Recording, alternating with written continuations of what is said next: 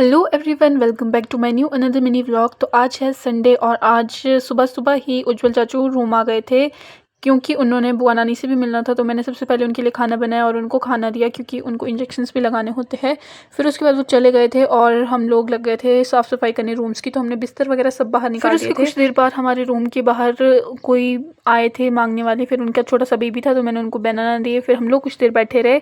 फिर कुछ देर रेस्ट करने के बाद हम लोग उठ गए थे सोकर और फिर हम लोगों ने खाए फ्रूट। तो फिर उसके बाद नहाने धोने के बाद हम लोग लग गए थे तैयार होने के लिए क्योंकि हम लोग को जाना था आज बाज़ार। तो आज मैं और सोनाली बुआ ही जाने थे, बुआ नानी नहीं आने थे क्योंकि उनकी टांग में पेन है, जैसे मैंने आपको बताया था।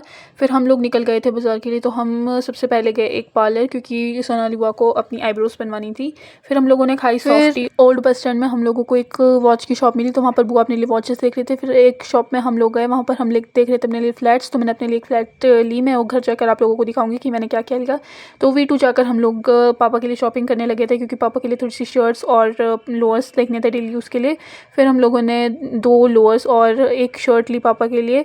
फिर हम लोग निकल गए थे रूम के लिए क्योंकि आज सोनाली बूई के रूम में गेस्ट आने थे।